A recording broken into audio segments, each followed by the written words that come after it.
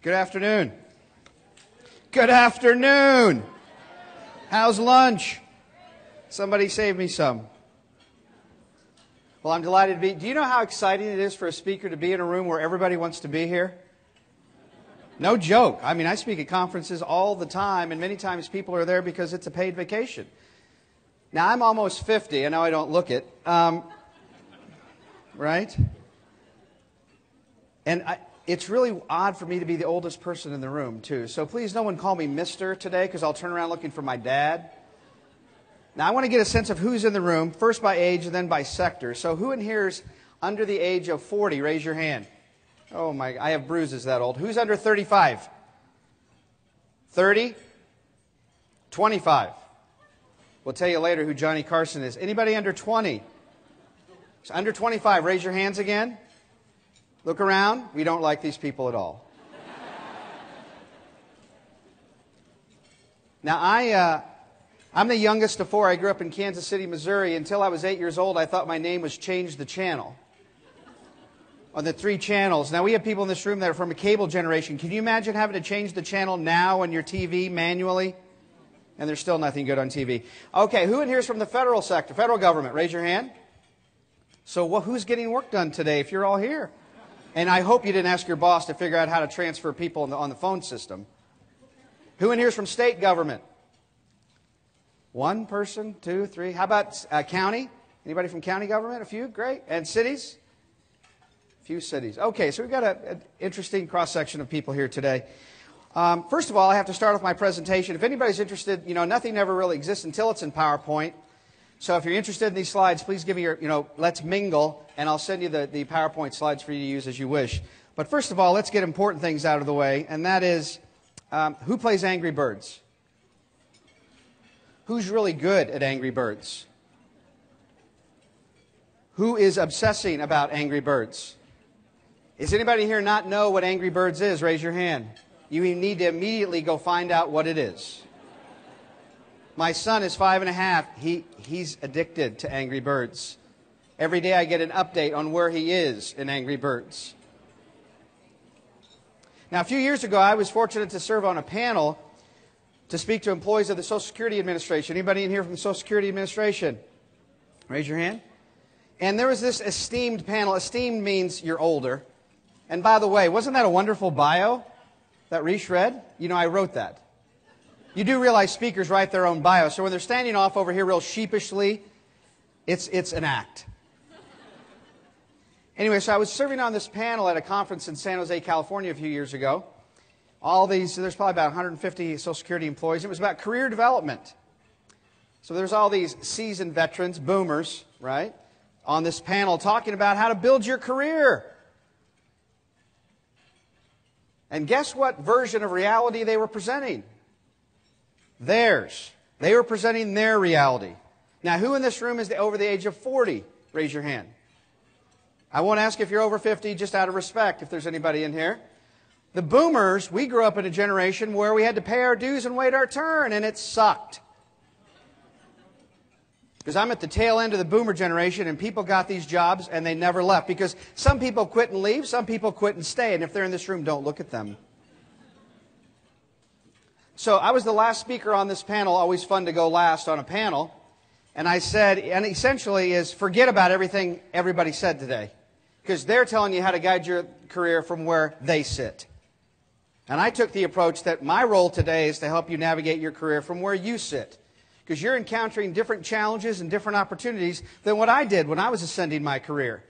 And I spent 15 years working in cities all around the country before I started my own consulting firm and went to the dark side. So today what I want to do is try to describe, if I can be so bold to impose on you, to indulge your sense of wonder for the next 30 or 40 minutes.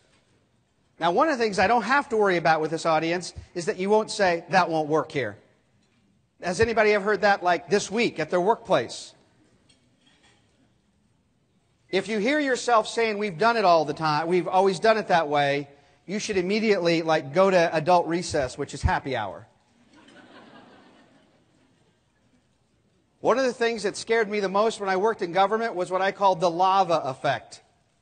I was telling Andy Kazmark this morning about I was so worried that somehow I would be co-opted and start to defer to the status quo thinking that seemingly was rampant in organizations. I was 25 years old, working for the city of Phoenix, asking lots of why questions, you know, like the equivalent of a 5-year-old in the family. Why do we do this? Why do we do that? And what I was met with was passive and aggressive resistance. I went home one day and wrote in my journal, "We don't seem to think much at work."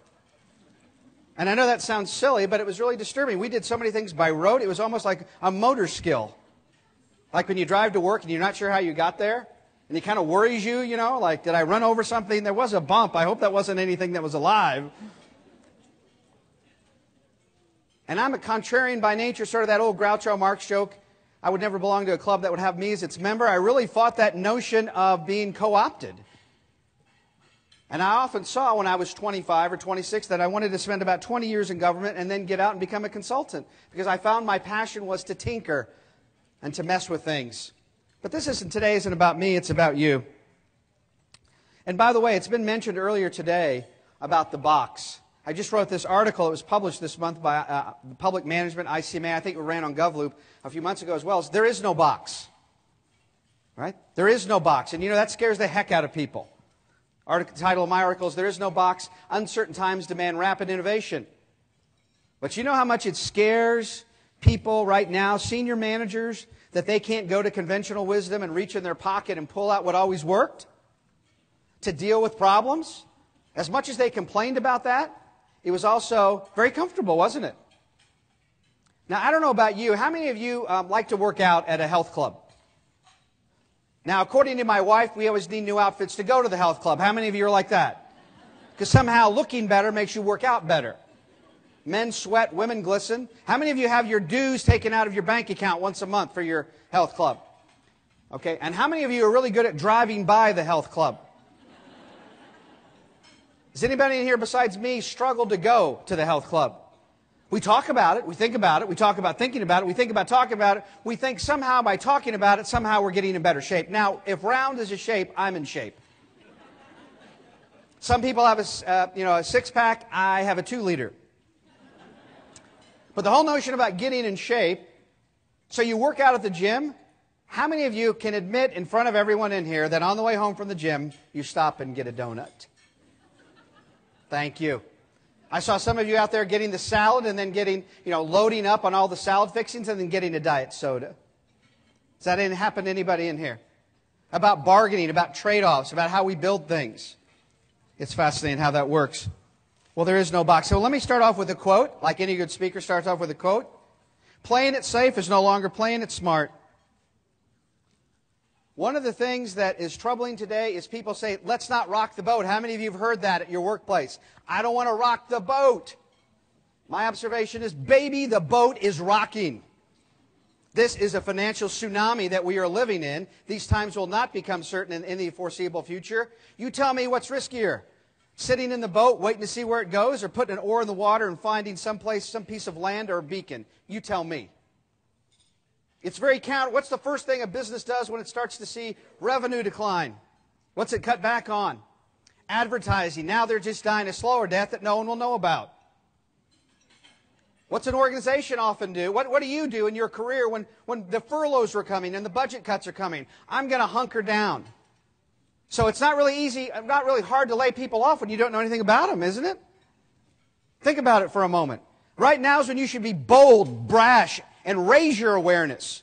Raise your level of productivity. Raise the notion of doing things different. Because this is not lost on this group in here. You are your brand. As much as we get tired of hearing about branding, you are it. And you know what is so wonderful about your generation? Is that you're a knowledge-free agent that chooses to lease your talents for as long as you're challenged. That scares the hell out of baby boomers. Because they gave the keys to their career to an employer and expected them to put them in ignition. You own your keys. Don't you? You're trying to figure out how to put it in the ignition and drive the car. Good for you. I think that's wonderful. But it is a little apprehensive. So let's figure out how to do that. Let's look at some trends. Digital government, we'll come back to that. The changing role of government. We are seeing transformational change at all levels of government. I traveled on Monday, this past week, I was in Boulder, Colorado. Last month I was in South Carolina. I've traveled over 40,000 miles this year. I've been in about 15 states, speaking, doing consulting work, California to South Carolina, North Dakota to Texas. So I'm in a lot of different organizations in a lot of different places. And government systematically, fundamentally is shifting. You will never see government employ as many people as it did up to the year 2008.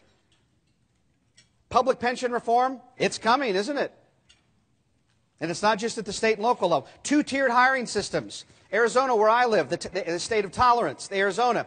Where I live, the state retirement system just adopted a two-tiered pension system. If you're hired after a certain date, you contribute more to your retirement and more to your benefits. Declining revenue. Is there any other kind? Does anybody in here have revenue increasing? Because if you do, you better get your mingle stick out because people are going to want to come work where you're working. Expectations. Help me understand this. When revenue declines for government, do citizens' expectations decline? No. They're always increasing, like ours. Lifestyle habits. Oh, we can't let people work from home. They'd be in their pajamas.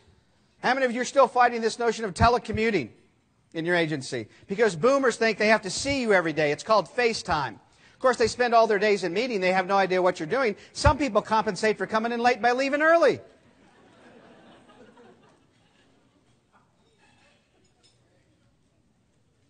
So lifestyle habits are changing. Baby boomerang effect. That's what I call, that's what I've termed the notion that when are these baby boomers going to leave my organization? Absolutely. Let's applaud at that. Absolutely. Last week I got contacted by Tina Treckner. Tina, you're in here from Governing. She's in the back. Governing, a wonderful publication. Shameless plug. Unpaid endorsement, by the way. Thank you. She contacted me. She knew about this conference. She knew what an incredible group of people that would be here. And she asked me to write a blog, so I wrote a blog about what I was going to talk about. And, you know, if you don't say things that don't move people, you're not really saying things that matter. So I read what someone posted on there, and she was really upset. She was a boomer and said, you didn't talk about us at all. That's right, I didn't talk about you at all. You're at a different stage in your career. Now what we're finding is boomers aren't leaving because of pensions. And they're sitting in those jobs. Sitting and waiting. Waiting and sitting. Remember, there are two types of employees in organizations. One, you have a party for them before they leave.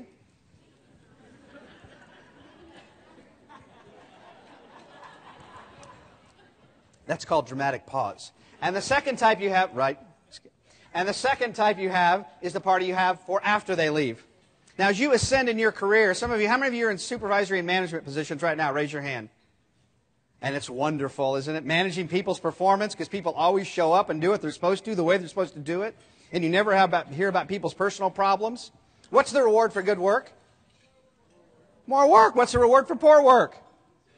Promotions. No, less work. Now, that second type of employee, you all have been around people when they came in and gave notice to their manager. The manager had to show empathy and understanding, right? Said, oh, I'm really sorry to hear that you're leaving. We'll have to have a little something for you. But on your way, can you shut the door?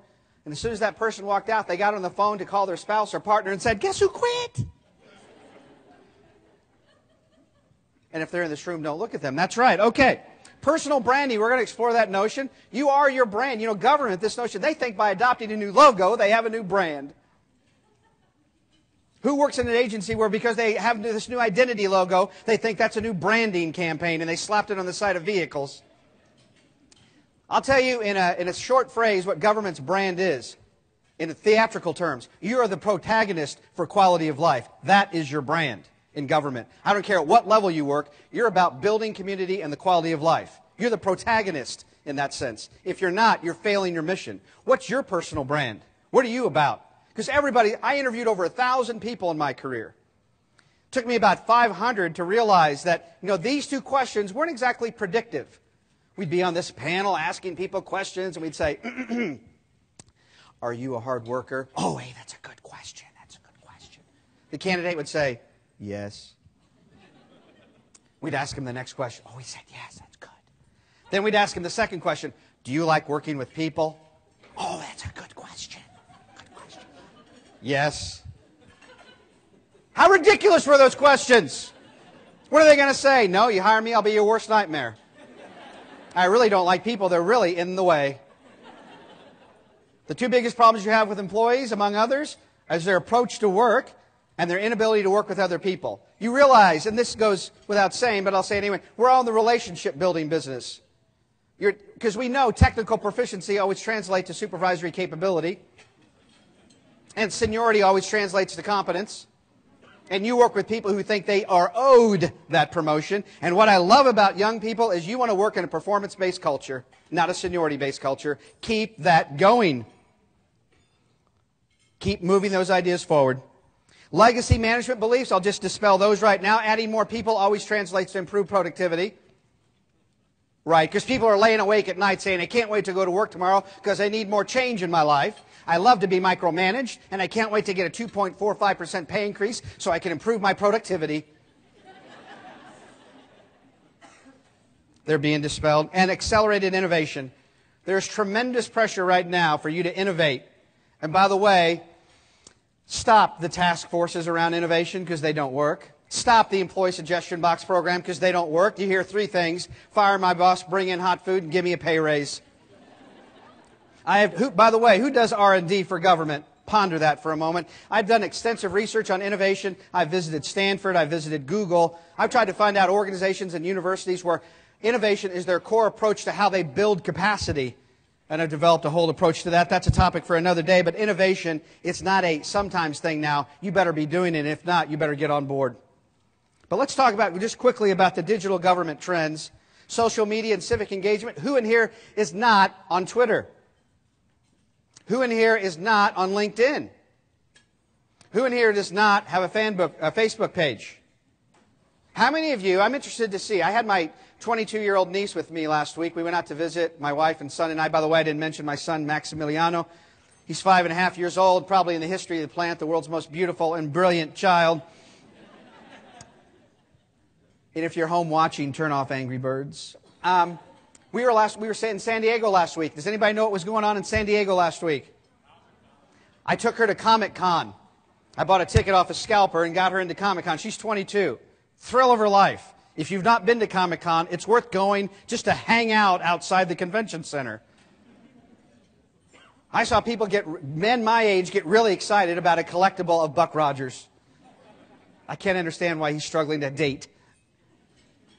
But if you've not been to Comic-Con, go, because just being around this whole environment, it's a pop culture fest. Beyond the outfits, it's a wonderful way to peer into young people. So what I'm fascinated about young people is that texting and email aside, you're using Facebook to communicate in real time with people. I see it in airports. This whole technology craze is driving boomers crazy. They're still trying to figure out the dictionary for texting. Yes, and if you don't know the dictionary and you're over 40, ask your teenager. E, M, and T commerce. See, if government's not on the way, here's what I ask you to do. At break, bring your agency up on your smartphone and see how long it takes to load. And see if you can transact commerce. And the last thing you should do is ask your IT department to update your website. You notice they never get around to it? They're always got something going on. Your website, T-commerce, e-commerce, is a communication tool. It's a business tool, not an electronic brochure.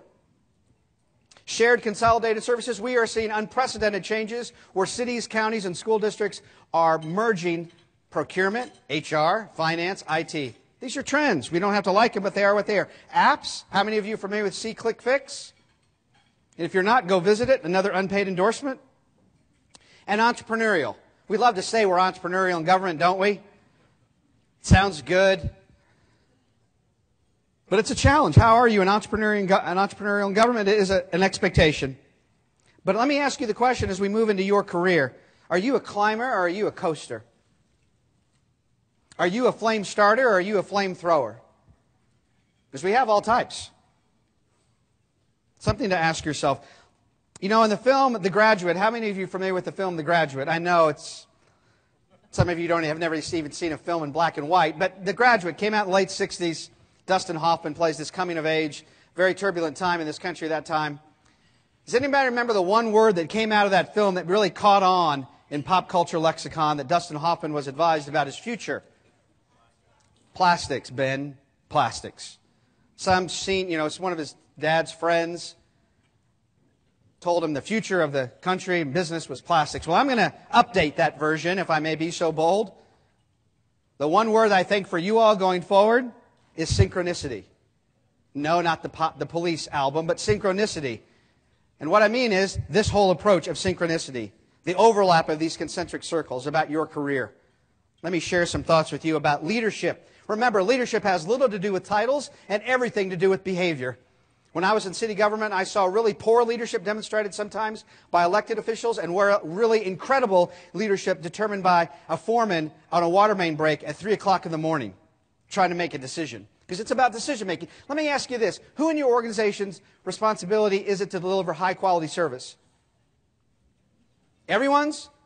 Here's a tip. The answer to all these questions is everyone. Whose responsibility is it in your organization to be a good problem solver? Whose responsibility is it to be a good decision maker? Whose responsibility is it to have a good sense of humor? His. Whose responsibility is it to be a good communicator?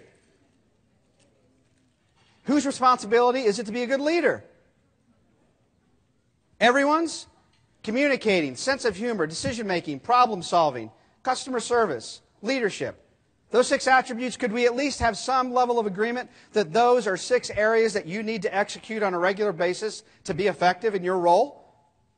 Now, do me a favor, when you go back to work, find your job description and see where it says those 6 attributes. Do you realize your job description doesn't even say that you have to do it well? Job descriptions are shields for poor performers, and they are weapons for unions. And I say this having been at the table bargaining with Teamsters and Fraternal Order Police. How many of you work with people who routinely say, this is not my job description? And it's infuriating. Those people are coasters. It has nothing to do with age and nothing to do with gender. You tell me, do you need more leaders or followers in your organization? You know, hiring people is a little like dating. How many of you are still in the dating phase? By the way, if you're married, you still have to date your spouse or partner, right? You have to keep things interesting. You have to bring people into the organization. You have to keep things fresh with people. But what about dating is you often get what you look for, don't you? And in hiring, it's the same thing. If we just want people to pass tests, that's what we get. You don't have to be married very long before you realize you can't change people. Right? Right? Somebody in the back of the room, no! He's been married 4 times, but it's never him. Absolutely! So let's talk about each one of these: leadership, trajectory, outcomes, and innovation. Hopefully these are some new ideas presented in a different way, because my goal today is to help you think differently about your role, your career, and where it's going. Because you're only limited by your imagination. You know, Mark Twain said, luck is the residue of perseverance. People will say to me before I come up, and other speakers, to say, are you nervous? Look, it's a packed house. And I say, look, I've worked my whole career to be in front of you today. Pressure is a privilege. You place yourself in that position in the organization to make decisions because that's what you've prepared yourself to do. Right? Some people wait for divine intervention. That's called a conclusion. If we wait long enough, somehow this problem will solve itself. Therein lies the decision. But let's talk about your role. Let's talk about your career brand. Now, thankfully, the NFL settled its strike. Who in here is happy? Who in here is in a fantasy league? Wow. Who lives in a fantasy league? Let's talk about I'm developing a new idea. In my consulting practice, it's going to be called your leadership playbook. I'm going to be doing webinars on this starting this fall, right in time for football season. But think about your leadership capital that you accrue and that you leverage. Here's the challenge with accruing capital. You can't just put it under your bed and keep it for safekeeping. You want to be effective as a leader? You got to play a few hands. How many of you like watching card playing on television? The same people who like watching paint dry are those same people. Now, I love to watch golf on TV because it's the most exciting sport on TV, bar none, by the way. Yes, and just because of the pants. But your leadership playbook, think about what your game plan is. What's your approach? You don't have to laminate your game plan, but what's your approach to this? It's not about goals. I've rarely had goals in my life, but I had direction. I had focus. I had thoughts about where I was going and how I was growing. What's your offense? How are you executing your approach to building your career? Defense, what are the barriers to change? Who's getting in the way? What's getting in the way? X's and O's, sort of the operational execution. How are you actually, and the speakers earlier today talked about specifically actions you can take in the workplace to build alliances, to get things done. Play calling. Sometimes you have to call an audible, right? Which means sort of in the midst of things you have to shift focus. This is sort of like career Darwinism. You're adapting to changing circumstances. How many of you are a list maker? Raise your hand if you're a list maker. Boy, this is like a 12-step program for list makers. Raise your hand if you're a list maker. Those of you that are not, who's in here is an avowed non-list maker?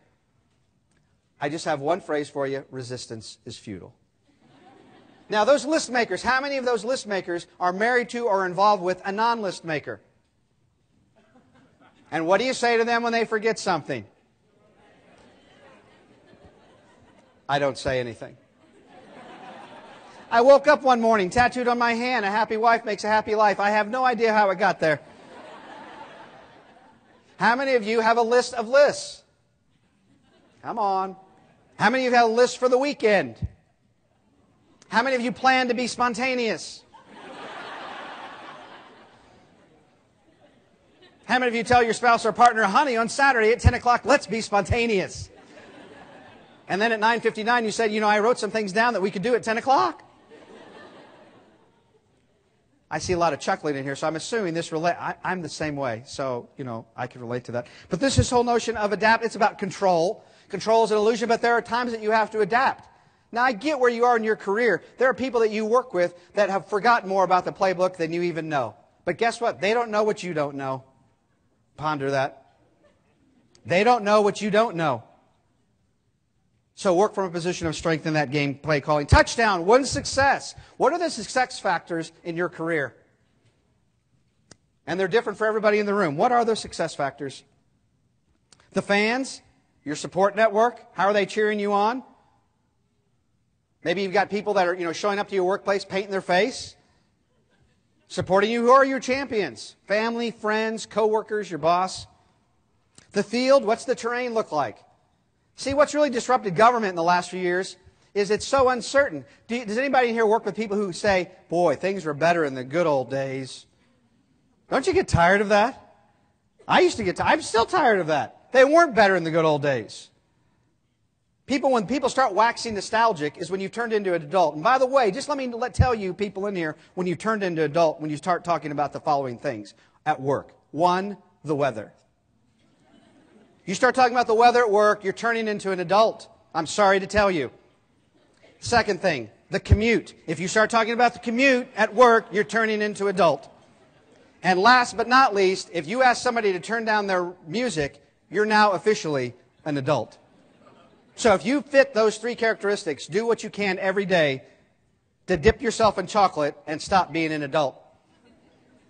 And ownership. What's the organizational management? So your leadership playbook, the leadership capital, what are you doing to build that and leverage that? Don't wait till you're ready to be a leader. You're ready right now. If you don't see yourself as a leader, no one else will. It's as simple as that. Forget your age, forget your tenure, forget how long you've been in the organization, forget what people tell you. If you do not see yourself as a leader, no one else will. It has a lot to do with self-esteem and self-efficacy. Whether you're at home or you're at work, it's about decision making. So I encourage you all to reflect on that. Even when you have doubt about your leadership capability, make a decision, move forward.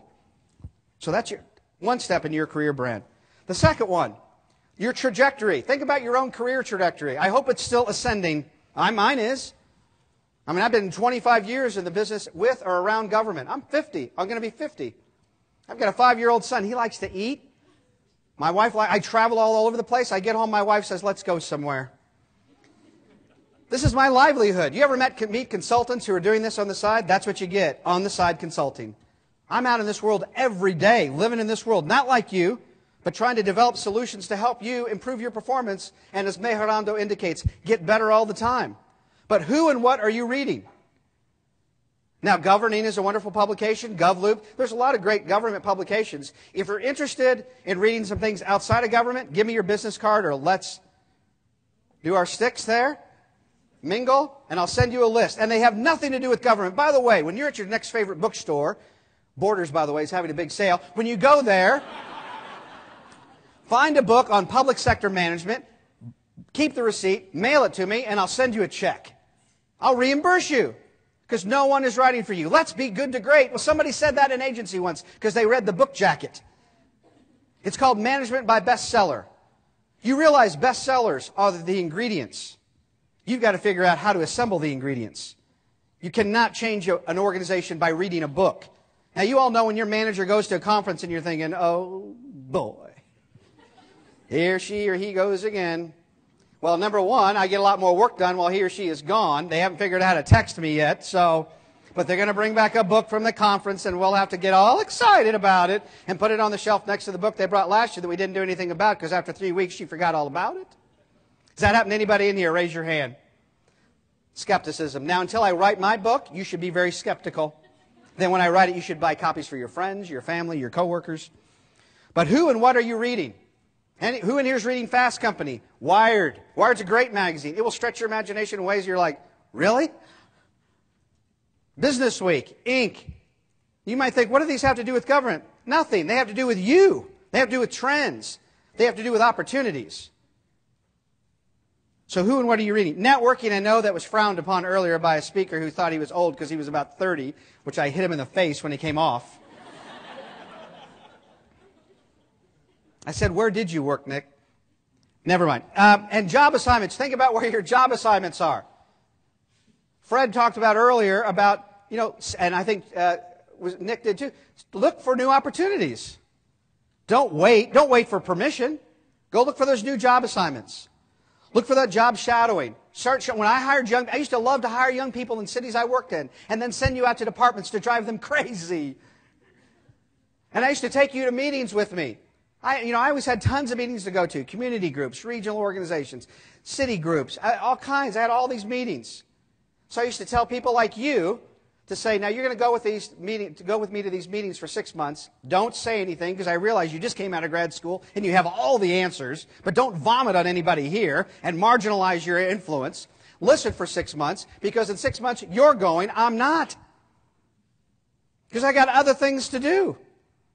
And on the way back from the meeting, on the way to the meeting, I would say, I want you to pay attention to a few things. Because, see, I saw myself as a teacher in an unconventional way. I'm a facilitator of growth. If I want other people to do well, I got to help groom those people.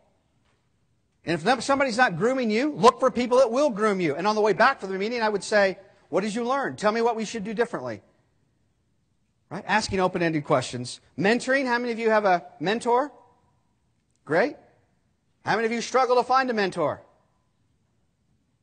Yeah, something we should talk about. I should talk to Steve and Dave about doing what's called a community of practice. Let's do some group mentoring. I'll be glad to be a resource there. That's essentially what's going on in real time anyway on GovLoop right now, right? Through blogs. Training. Training is one tool to guide your skills, but it only really gets at skills and knowledge. And it's great that the first thing on the chopping block when government budgets get tight is training, isn't it? How many of you fought those battles to try to convince decision makers to keep training? How many of you are here today on your own nickel? That's becoming increasingly common in conferences around the country. So your trajectory, you want to keep it going? You got to invest in it. You got to invest in it outside of work. No one owns your career except you. We talk about a sense of ownership. You got it, baby. It's yours. And your generation, people under 35, under 40, you get that better than anybody. I think that's wonderful. Well, let's talk about outcomes. What are you focused on? Because we talked about those job descriptions. They're full of tasks. Are you focused about, I worked hard today? What'd you get done? Are you about results? And how are you looking at results? Because when you go into an interview, this is what I would ask you. What did you do in the last year to make a difference in your organization? You should always be thinking about what questions you're going to be asked by organizations that you want to work in. And building your career right now to get ready for that interview. So right now, sometime today, sometime this weekend, sit down and imagine yourself in an interview in an organization where you want to either grow or move on to that's going to challenge you. They're not going to ask you the padded questions. Tell me about your resume. Tell me about yourself. And if anybody does a Myers-Briggs on you, leave immediately. Myers-Briggs is the equivalent of your zodiac. You all are educated people. Myers-Briggs has no predictive value whatsoever. It is an inventory of tendencies. Somebody in HR fell in love with Myers-Briggs, so that everybody has to go through Myers-Briggs or DISC or colors, and they think somehow that's a predictor. It is not. It is not a psychometric evaluation tool, right? We all get that. We're educated. But what are your 4 indicators? Anyway, systems thinking, that was brought up earlier. Again, how are you approaching this? Many of you have advanced degrees. Systems thinking is about how are you looking at things, the interdependence between your capabilities, the interdependence in your organization. How are you looking at that? Execution, it's about operationalizing new opportunities, not just talking about it. Impact and influence. See, I don't think today people are looking for jobs. People are looking for meaning. You want to have an impact, and government is in the impact business. I don't care where you sit. You have an impact. We'll talk in a moment about that. And change. People, again, love change. Do people in your organization have long memories? Please, of course they have long memories. They can tell you why something happened 7 years ago, and that gives them a license not to do something today, right? They don't say, I'm a resistance to change. They say this, we've always done it that way. We tried that once, it didn't work here. We don't have enough people. We don't have enough money. I think people need an expiration date on their opinions. Like bad milk. Don't you wish you went into work someday and somebody said, we've always done it that way, and you said, I'm sorry, as of July 28th, 2011, you can no longer have that opinion. Make the world a lot better place. One of the best pieces of nuggets I hope to offer you today is where you are in your career, especially those people under 30, maybe even under 35, your chance to have access to key decision makers is going to be limited.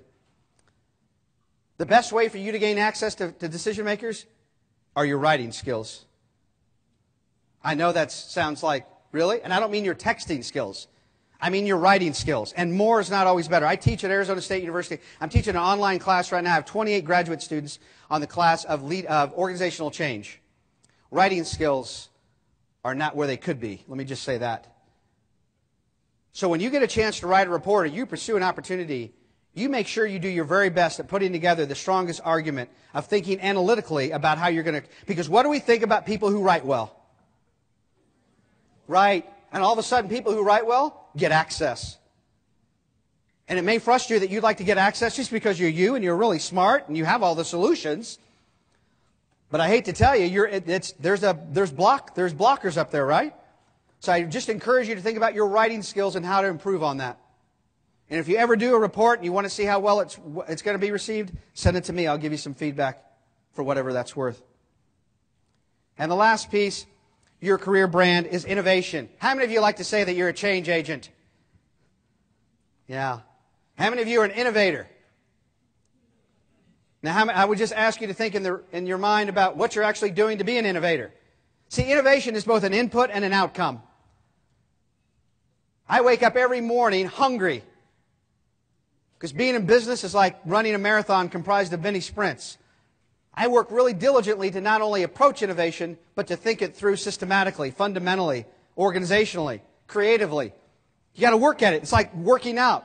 Well, I say I go to the gym. I talked about going to the gym, but I don't really actually go to the gym.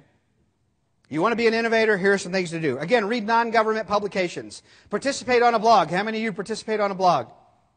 There you go. Explore the arts. When I was in government, I used to take my staff on field trips. They had to bring a note in from their spouse. We'd walk out of the building holding hands. Field trips are important in organizations. I would take them to the arts, to a film. There was always a theme, and I would take them to lunch. And I'm a big believer that in order to challenge people's assumptions, you have to take them away from the workplace and bring them back through a new portal. So go to the arts, challenge your assumptions. It's good for you. Write things down. We've gotten away from writing things down. What happens when we have to write something down?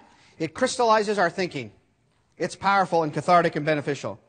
Advocate for slack. No, not slackers, but discretion, because what you want is bandwidth in decision-making. Push for that. Wander around. Take tours of other places. Wander around this facility. Be curious. It's a great trait.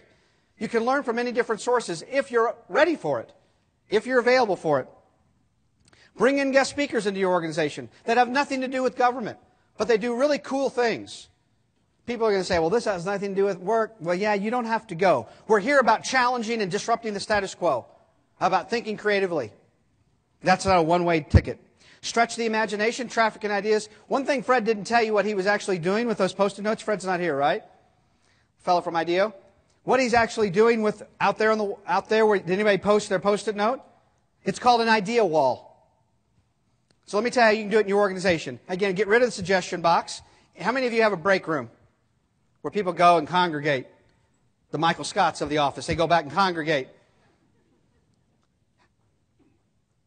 I suggest that you do this. Put a question on the whiteboard and says, what more can we do about being innovative? And sit back and wait and see what happens. Now, HR, and I was an HR, I'm a reformed HR director. I was 6'8" when I was an HR director. Okay, what they'll tell you, they'll want to spend a year trying to adopt a policy if somebody writes something inappropriate on the idea wall. Here's what you do. Now, watch carefully. Watch carefully about what you do if somebody writes something up there that's inappropriate. Turn around and erase it. There it is. You're done. That's what happens. You don't have to spend a year in a cross-functional task force trying to figure out how to discipline people. Erase it. But traffic and ideas, that idea wall. Now, I'm going to wrap up here with social marketing. I'm going to give you an assignment. On the left is an advertisement, a one-page ad from Verizon out of Business Week. On the right is what the typical government ad looks like. This guy's an engineer. Anybody ever sell their house? What's the first thing a realtor tells you that your house better have? Curb appeal. Your job description should not be the job announcement. Ladies and gentlemen, the job description should not be the job announcement. They are boring. On the left, why did Verizon do this? Well, we could talk about all the reasons about social marketing. What's your personal career marketing? Oh, well, I have my LinkedIn page, Patrick. I'm on Facebook, yeah. Synchronicity, ladies and gentlemen. At some point, we're going to be overloaded with access to who you are. I suggest that you do the following. Take a photo of yourself. Now, if you were like me and took the photo out here with the mingle stick, that's not a photo that you want.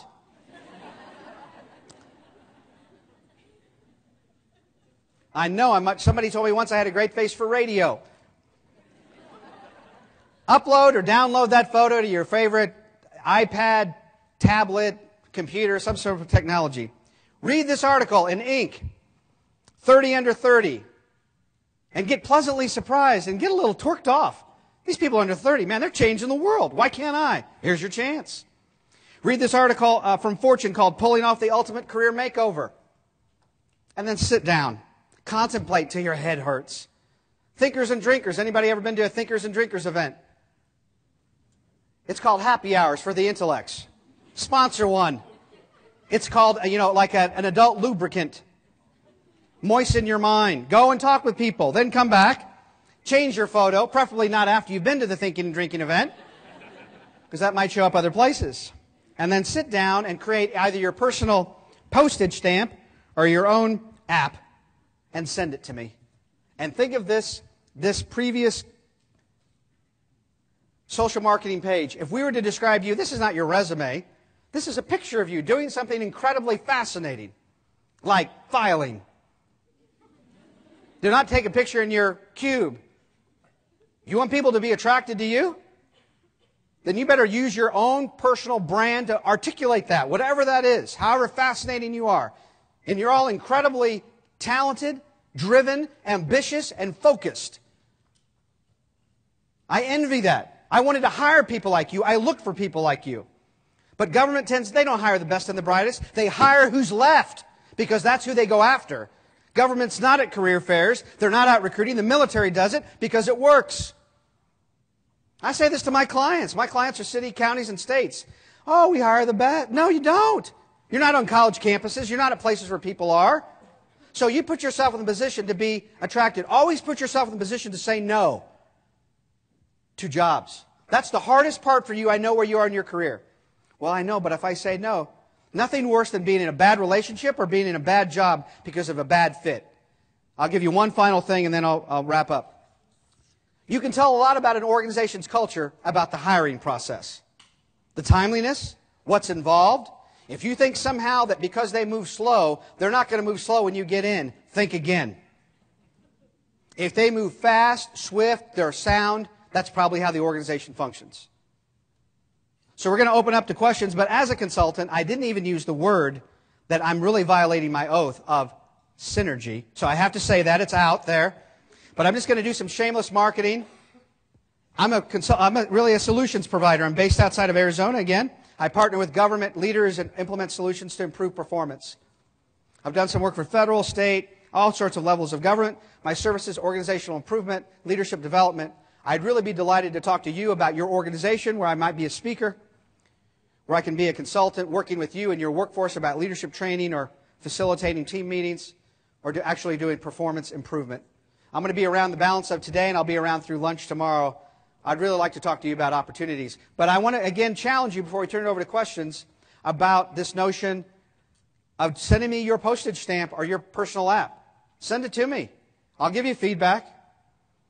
Because I think that's where we're going with all this digital government and social marketing. Right now, it's all driven by organizations and individuals. But how are you going to leverage that for your career? Because at some point, people are going to get tired of looking at your LinkedIn profile. Anybody checked out Google Plus yet? Right? That's foreshadowing. So we're going to turn it over to questions. Candace has her running shoes on. Questions. I'll be glad to answer questions in the next few minutes. Fascinating, compelling questions. There's a question right back here. We're going to wait till Candace. I also have a gift for Steve. So where's Steve? Yes, go ahead. Tell us who you are and who you're with. Hi, my name is Gwen Tobert. I work with the Department of Homeland Security. Okay. And my office is filled with young leaders. Everybody thinks they're a leader. A lot of presidential management fellows. Great. And the problem is everyone traffics in ideas. Okay. We like to say that we're thought leaders, which is just jargon, but nothing ever moves forward past thought. There are so many ideas on the wall, and there are no implementers. Okay. How do we move past being the thinkers and actually get things done? Just start. You go back to your office tomorrow, look at some of those Post-it notes ideas, you crystallize some of those into what we can do, and bring that idea back to your coworkers and say, enough chatter, let's execute. Because talk is cheap, we know that, right? I know it sounds as easy as just change can happen in a moment, right? If you choose to make that change, if it's important enough to you, and it sounds like it is. Remember, not everybody wants to be converted. You work with people who like to just talk about it. Don't waste your time trying to convert people who don't want to be converted. So you be that change enabler. You take some of those ideas. It's not about being perfect. It's about putting things in practice. Okay? That's what I would encourage you to do. Thank you. Mm-hmm. Question up here? There's a question back there?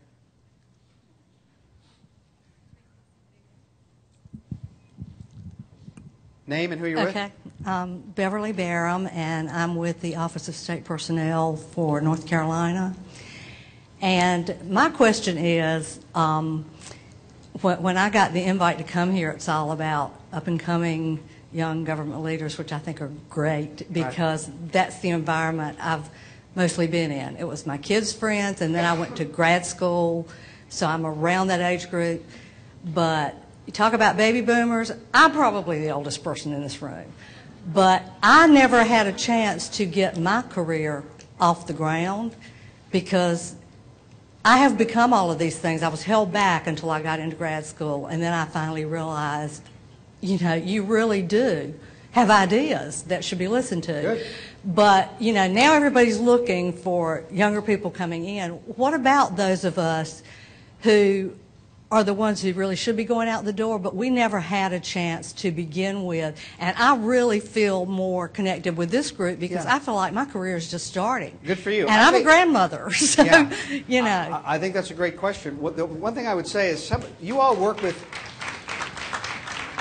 Thank you. No, you all work with older people, right? You work with people in their 40s or 50s. And you think, boy, where's the exuberance? Where's the enthusiasm? They channel it differently.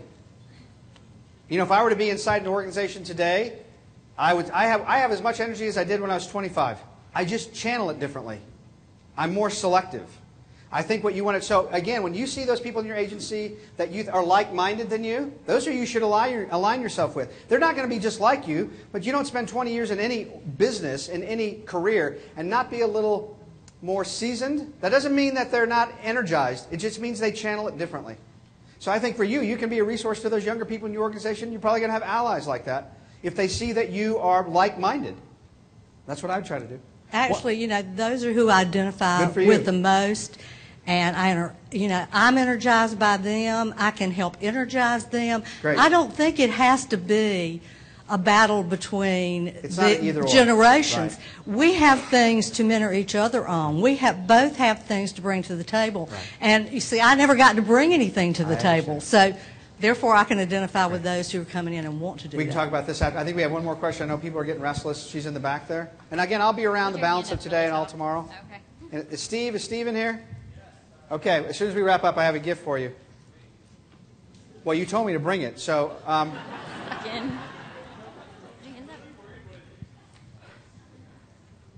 Yes. Hi, I'm Elisa D. from Alameda County, California. Great. I do work in the city of Alameda. Oh, great. Well, thank you for offering your assistance and advice to us. I was really interested in what you said about the importance of improving the hiring process because I want to work with the best and the brightest. Yes. What are some things we can do if we're not in an HR function to, help move in that direction? If HR is not a helper, then work around them. It wouldn't be the first time. I think every agency, including yours, you should have your own link on your own home web page, on your own website page, about testimonials and what a great place it is to work there. Pictures of people working. Talking about how again, this social marketing. Don't ask HR. If they're not helping, then work around them. Put stuff on your own site. Talk about what a great employer you are. People love to say they're employer of choice. Here's what you should ask them. What are you doing to show us that? It's a status thing. But we can talk offline, too, about just really tactical aspects that you can do that really, everything I talked to you about today has nothing to do with spending more money. Because money is not your most precious resource in an organization or your career. It's your time. Where are you spending your time on what to do what? So, well, I hope, before Steve come on up, I hope today gave you some just glimpse, and I hope I helped you challenge some assumptions. You think about your career, you think about where you're going, and that there's some nuggets here for you to go back and polish and help you get better all the time. But I want to wrap up to give Steve some swag here. He said he was going to send me some stuff a few months ago, but it must have got lost in the mail. We have these shirts, and it's Mejorando Group, right? And on the back, it's kind of a vanity statement, but hey, we're bold. It says, I'm getting better all the time. So this is for Steve. All right, thank you, man. All right. We'll get you a shirt outside. You win a prize. I think we're on break now. Is that right? We got one right here. Oh, okay. Anyway, thanks very much.